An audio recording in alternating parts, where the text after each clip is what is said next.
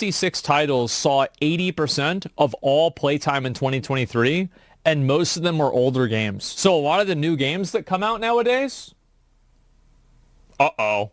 Older games are pretty awesome. I was looking at my list of games I've beaten this year, and most of them are older titles. Wow, that makes me feel old. Time goes by too quickly, but hey, older games kinda rock. Now, don't get me wrong, I'm not against new releases at all. I've picked up Spider-Man 2 and Baldur's Gate 3 at launch, and honestly, those games were amazing. I don't regret spending full price on them, and I've had a blast. But when I look at the rest of my gaming list this year, games like Watch Dogs, Far Cry 3, Assassin's Creed Unity, and even Tomb Raider from 2013, it's clear that I spent a lot of time revisiting older titles. And you know what? It wasn't even like I intentionally decided, hey, this year I'm gonna focus on old games. It just kinda happened. And after reflecting on it, I realized there's a lot of good reason to focus on older games, especially if you want to save money. So let me take you through some of the points I've been thinking about.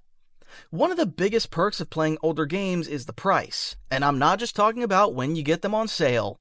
Sure, it's nice to pick up a game on Steam or the PlayStation Store during a seasonal sale and save a lot of money, but even without discounts, older games are often a fraction of the price of a new release. For example, I was eyeing Watch Dogs for a while. When it first came out in 2014, I remember all the hype around it, but I never picked it up back then. The game had some issues at launch, but over time it's improved, and the price has dropped significantly. On Steam, I snagged it for just $5, honestly a steal. And let me tell you, the game is a lot of fun. It's not a perfect masterpiece, but it's a solid open world experience, and at $5, that's a no-brainer. The same goes for Far Cry 3. I grabbed it for less than $10, and it was like revisiting an old friend. The game still holds up so well, the story is still engaging, the world is beautiful, and the combat is a blast. When you play these older titles at a lower price, it shifts your entire perspective on the game. For example, Assassin's Creed Unity was a game that had a rough start. When it launched, it was riddled with bugs and performance issues, but today, after patches and improvements, it's one of the best Assassin's Creed games in the series. I picked it up for a fraction of the original price, and honestly, I enjoyed it more than I expected. The Paris setting is still breathtaking, and the parkour system is incredible.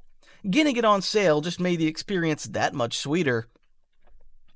And speaking of Assassin's Creed, I've been diving into some older titles like Assassin's Creed 3 and Black Flag this year too.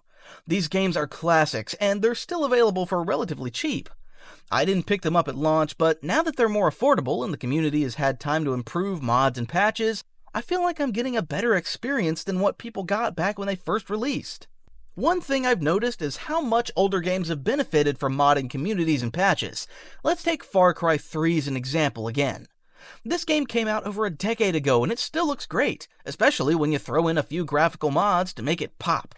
The game has such a charming open world setting, and with a couple of tweaks, it feels like a modern experience. The modding community has done wonders with older titles, whether it's improving textures, adding new gameplay mechanics, or even creating entirely new stories. Another example is Fallout 4. I played through it again this year with a ton of visual mods, and it looked amazing. Even if you're just adding mods that fix small things, it can really transform a game and make it feel fresh. I didn't do any radical gameplay overhauls, just some visual tweaks to make the game look like a modern title. And it worked! The difference was night and day compared to my first playthrough. In fact, I played Fallout 4 at launch and didn't quite click with it, but after the modding community had time to work its magic, it felt like a completely different experience.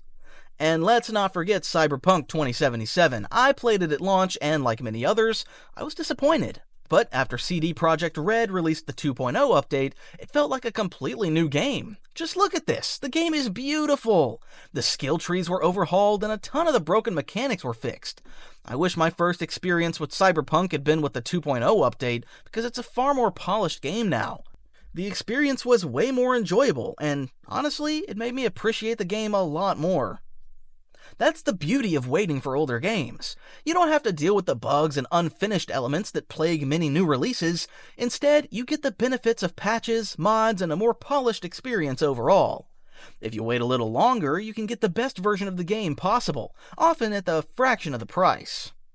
Playing older games is like stepping into a time machine. It's easy to forget how much fun you had with these games when they were first released, and rediscovering them years later is like meeting an old friend. The world building in Far Cry 3, for example, is still captivating. The island, the characters, the story, it all feels so nostalgic, but also fresh, especially since I'm playing it with a modern mindset and a few visual improvements.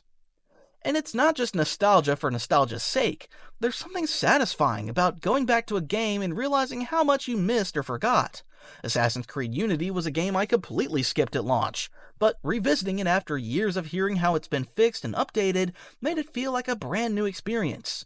The story, the combat, the exploration of Paris, all of it felt so fresh, even though it's not a new release. I've also been revisiting Tomb Raider 2013, which is a game I loved when it first came out. I hadn't played it in years, and when I returned to it this year, I was reminded just how well it's aged. The action, the platforming, the storytelling, it all still holds up. And again, I grabbed it on sale for a couple of bucks. It's a win-win. One of the biggest reasons I've loved playing older games this year is the lack of pressure to keep up with new releases. There's no rush, there's no FOMO. You don't feel like you have to finish the game in a week before everyone moves on to the next new thing. And honestly, that's been a huge relief. I'm sure you've been in a situation where everyone's playing the latest hot game and you feel this sense of urgency to join in. But when you're playing older games, you can take your time. You can explore every nook and cranny of the game world. You can go after 100% completion or just enjoy the game at your own pace. And if you don't finish it in time before the next new release drops, it's no big deal. You've already saved a ton of money, and you're still enjoying an amazing experience. And here's the thing, you don't need to rush through older games. With the pressure of new releases gone, you can truly enjoy the experience. You can savor every moment and feel like you're playing a timeless classic. It's kind of like how with movies, you can watch trailers for a bunch of films and get hyped, but then realize you just can't see them all in theaters. Instead, you wait for them to come to streaming, and when you watch them months later, you're just as excited as if you had seen them on release. The same can be said for games. So, to wrap it up, I've really enjoyed playing older games this year. They're often cheaper, they've been improved with mods and patches, and there's no pressure to rush through them. You can enjoy them at your own pace and rediscover some hidden gems along the way. Nothing against new releases, there are definitely some great ones out there.